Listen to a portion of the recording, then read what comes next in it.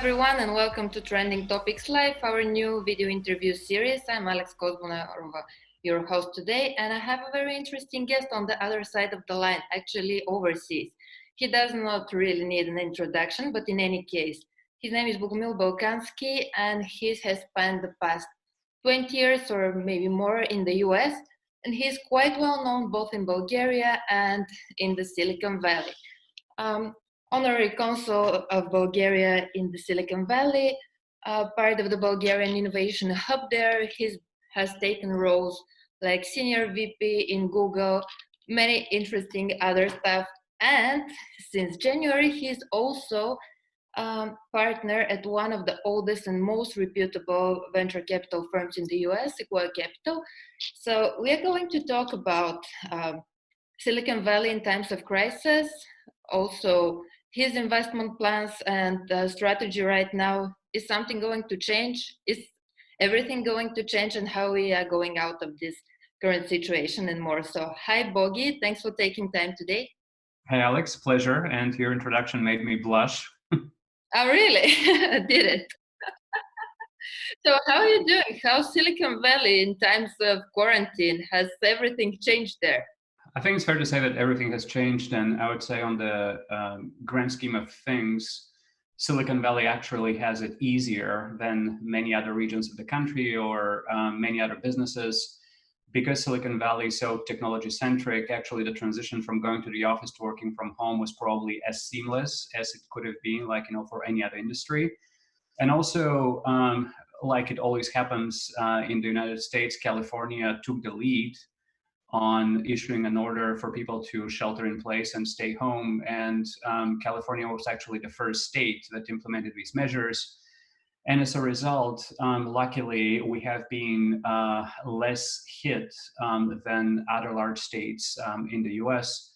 So I guess on the grand scheme of things, I think Silicon Valley is faring, relatively speaking, better than the rest of the country. Having said that, all of us are stuck at home. Who knew that we would appreciate going to the office?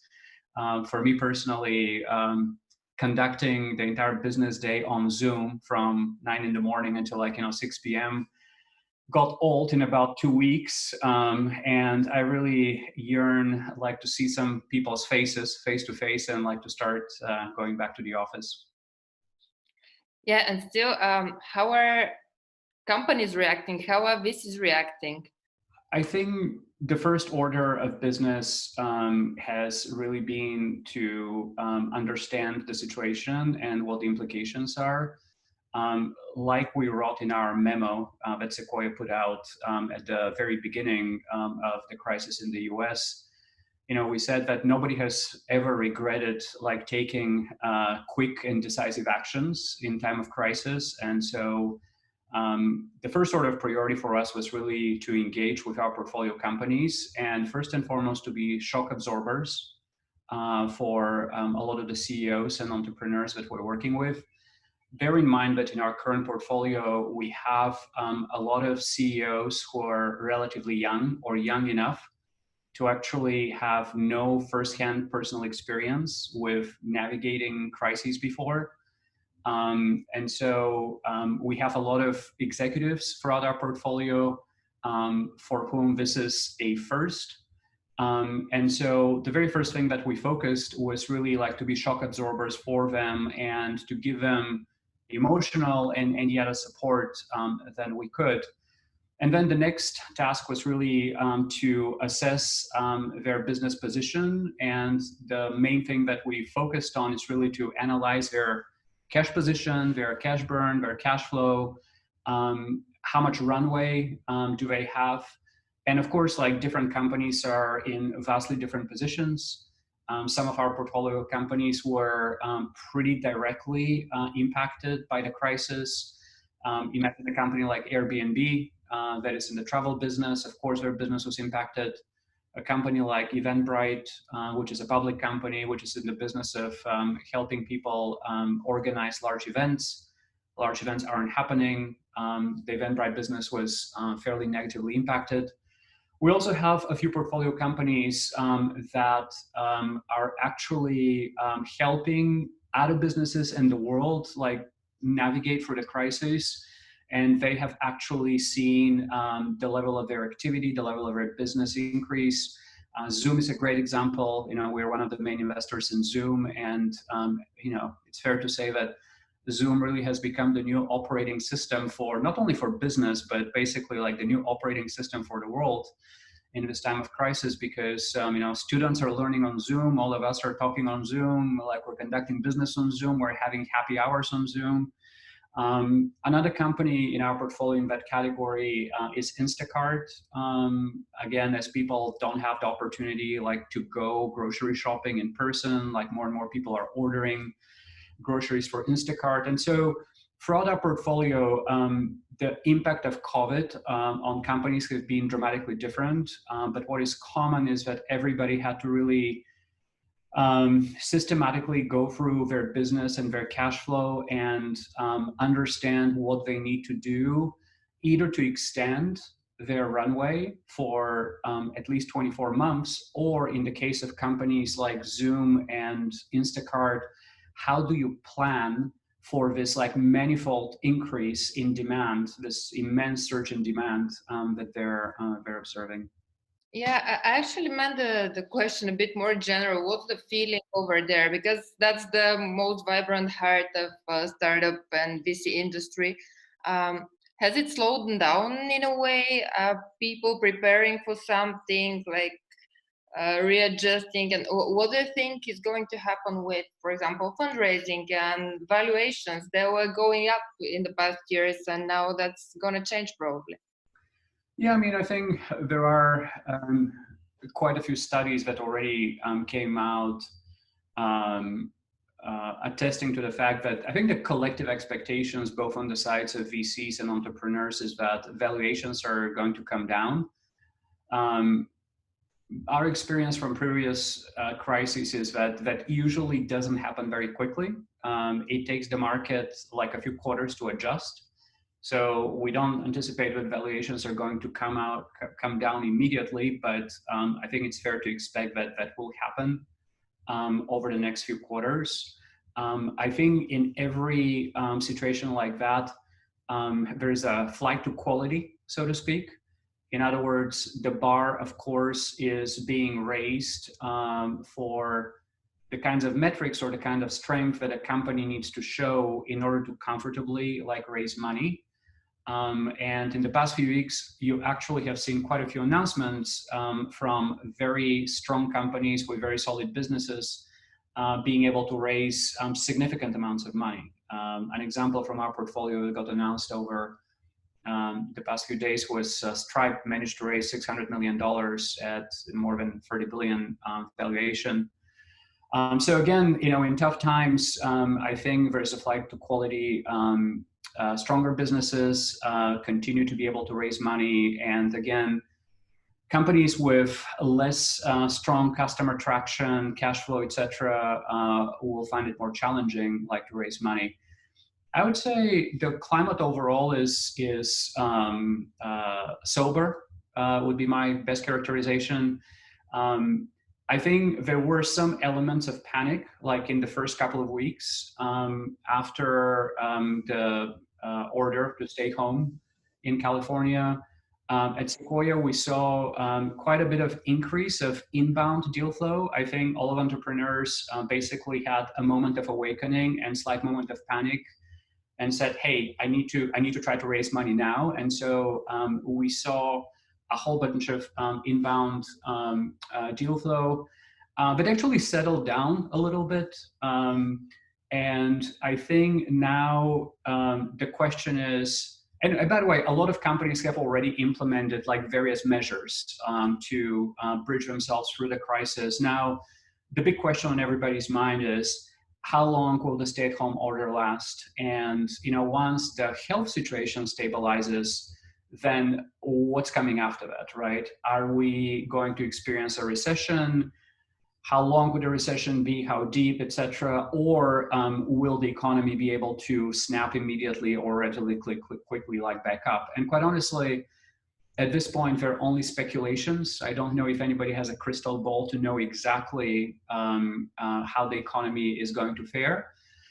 but it's one of these things that I think the reasonable thing is to prepare for a recession. And if the economy happens to snap back pretty quickly, then yeah, all the better. But I think reasonable planning assumption for most companies would be to prepare for a recession for the next couple of quarters. Can you compare the current situation to any other crisis you've ever seen in your career? Because you said every situation like that in your previous answer, and I'm wondering, is there any situation like that? Well, history repeats itself, but not exactly like in the same way. And so I have personally experienced at least two previous crises in the US. I experienced a tech recession in 2000, 2001, and I personally was actually sort of very personally impacted by that first recession. I was working at a technology startup. It was my very first job in technology, and guess what? That tech startup basically closed doors 18 months after I had taken that job, and I was unemployed. I was on the street for a few months. Then the 2008 global crisis that started from the US, and now we have the COVID pandemic. This time it's different, at least from the previous two crises that I've personally experienced, in the sense that, in 2001 and 2008, yes, it was very tough economic times, but no people's lives were at risk, right? And, this is for the first time a worldwide health crisis. People are dying, so this is very different from all the previous crises. I think the health crisis obviously will have deep impact on the world economy. Again, it's still too early to tell what exactly and how deep that impact is going to be. But I think the responsible and reasonable thing is to be conservative in planning assumptions and to expect that the next couple of quarters are going to be tough. Do you think right now is a good moment to start a business? Because there are a couple of good examples for a company that started in such similar to that situations, like Airbnb, for example. You're absolutely right. And, this is something that we at Sequoia are very mindful of, that creativity loves constraints. And I think a lot of business ideas are generated out of necessity, so to speak, and a lot of great companies are started either during a recession or kind of on the tail end of a recession. There are many great examples of that. So for Cisco, the networking company, partnered with Sequoia a few days after the Black Tuesday event in 1987. Then in more recent history, you have companies like Google and PayPal that weren't started during the 2001 recession, but actually soldiered on pretty successfully, despite the recession. And in 2008, we saw the birth of giant companies like Airbnb, like Stripe, Uber, etc. So I think it is reasonable to expect that, as we speak, probably very interesting businesses are being started that, 10 years from now will be household names, the way Stripe and Airbnb have become household names, at least some parts of the world. So we're definitely on the lookout for interesting new deals and interesting new opportunities. In this regard, I was about to ask you this question a bit later on, but now we are on the topic. Has your investment strategy changed in a way? What are you looking for right now? One, and two, what's your selection process actually? How do you pick two founders out of 100 to meet? Our fundamental strategy hasn't really changed, in the sense that we're always looking for a great team. We're always looking to back entrepreneurs who are bold, who are daring, who are exceptional, in some aspect. We're always looking for great markets.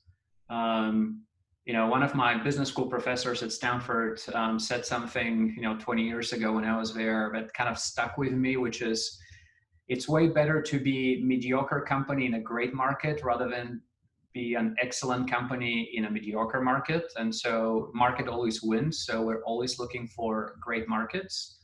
And we're always looking for why now, right? Like, what is the impetus like to start a successful company in this precise moment in history? Like, is there some new technological trend? Is there some new demographic trend that actually would make it possible for this particular company to become a big company in this particular moment in time? So this is roughly the algorithm for our investment selection, is like the team, the market, and why now. So that hasn't changed. What is going to change, however, is that once we come out on the other end of this health crisis and a possible recession, it's unlikely that the world is going to come back to exactly what it was before the crisis. I think this crisis will either give birth to new trends, or it is going to accelerate certain trends that were already going on. One example of that is telemedicine, right? So it's something that didn't originate during the crisis, but this crisis has really necessitated its application to a lot greater extent, and has made all of us way more comfortable, like interacting with a doctor over Zoom. So that's definitely an area that I think it's worth looking at. All of us are conducting business on video conference. So begs the question again, once things start opening up and we start going to the offices, would it really be so necessary for all of us like to be getting on airplanes and traveling long distances, like to have business meetings? Or why not have an interview between the US and Bulgaria like over Zoom? And so what we're trying to do is really kind of systematically think through what are changes that have been catalyzed by the crisis, and what are changes that actually originate with the crisis. And from that perspective, I do believe that there'll be new fields and new domains that either didn't exist before or existed, but because of the crisis have become a lot more interesting investment opportunities. And what about the markets? Geographically speaking, is there going to be a change? Because the US is the most interesting market probably for most of the European founders. Will there be a change in that? I don't know yet, to be honest, hard to anticipate. I think that the US will continue to be the most significant technology market, at least for the foreseeable future. Obviously, China is rising, very strongly, has been rising, for the past 40 years, and that will continue being the case.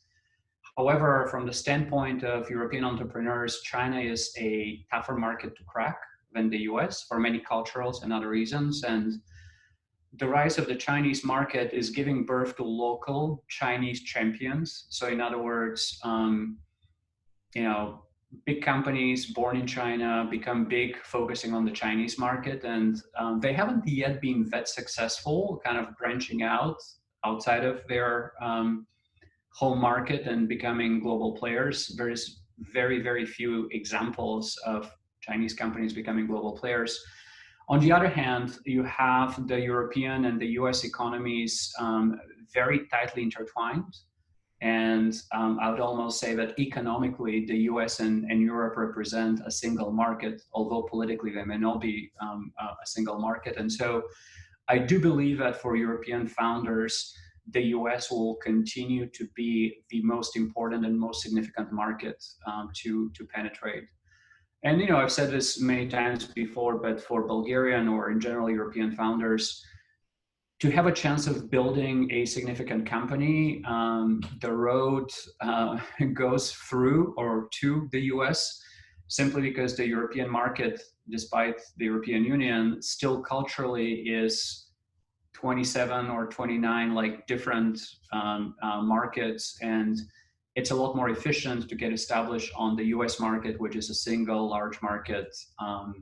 And again, it's no surprise that we see a lot of European companies being born in Europe, having their R&D centers in Europe, but at some point they need to establish strong commercial operations in the US to give themselves that chance like to become significant companies.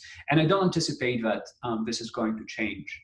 Now, what may change is that, again, one of the trends that didn't start during the recession, but maybe catalyzed by this crisis is, for a period of time, we've seen that a lot of the R&D development for technology companies, even companies that are funded in Silicon Valley, is no longer happening in Silicon Valley.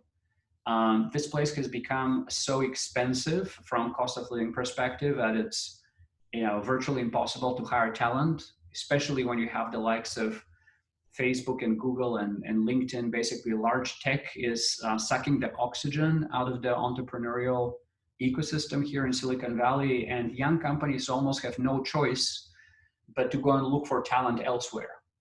And going and looking for tech talent elsewhere may mean going to New York, LA, Seattle, Colorado, etc. But very often, quite honestly, it means finding the talent like anywhere in the world. And this whole trend about fully remote companies or fully distributed companies, I think is just gathering steam. And I do anticipate that this is going to be one of the trends that will continue gathering steam after we come out on the other end of this crisis. In a way, it sounds like an opportunity and a chance for smaller ecosystems, like, for example, the ones in Eastern Europe. In the same time, however, I think we had this discussion earlier in a previous conversation that does the added value stay in those economy, and is it really an opportunity for those countries to be like the R&D center for companies whose business development is somewhere else and who are generating value somewhere else? Listen, I think before you run, you need to crawl and walk. And so, yes, I hope that at some point, companies that are born in Bulgaria and Europe would be able to bring as much of the value chain as possible, like, to the home country. And, hopefully that will start happening, but having the R&D centers, or at least the R&D part of the value chain in a place like Bulgaria, is a great first step. I haven't looked at recent statistics, but if I remember correctly, a couple of years ago, software development was already something like 5% of GDP in Bulgaria.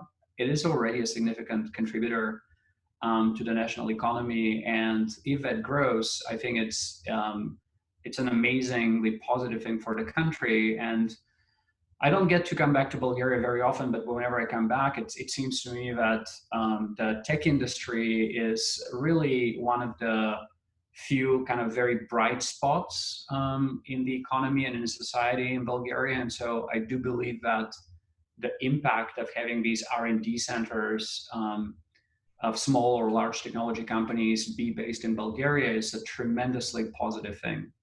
I have one question from the audience in this regard, and it's, how can we better position Bulgaria and the region in the US? Yeah, it's interesting that I think Bulgaria is already kind of has made a name for itself as an offshore destination. There are many companies that have like very successful experiences, like in Bulgaria, VMware being the trailblazer, for more than a decade, like at this point. But this better than me. There are a lot of headlines of major companies opening like new offices. When it comes to promoting Bulgaria as a tech destination, that is 50% of the charter of the Bulgarian Innovation Hub that you mentioned in your intro, that myself and Vasil Terziev and Pavlina Inakieva, Ivan Dimov have been driving for a while. The other 50% being helping Bulgarian startups like get their feet on the ground here in the US. But then the other thing that we're focused on is really spreading the word in Silicon Valley in particular about Bulgaria as a tech destination. There's always like an opportunity like to do something more, but I do believe that for the size of the country, we already punch above our weight, so to speak, in terms of brand name recognition as a tech destination. But because I know you have around 1 minute till your next meeting, one last quick question and I'll let you go. It's also from the audience. What is the key mindset and what are the key mindsets actually that may help founders go through this storm? Very important question. I think the first thing that founders need to focus on is really to take care of themselves, health-wise, psychologically, like emotionally, because if they don't help themselves, they're in no position to be helping their own companies or helping anybody else. So I think it is very important to find whatever outlets work for you personally, like to take care of yourself, like psychologically and emotionally.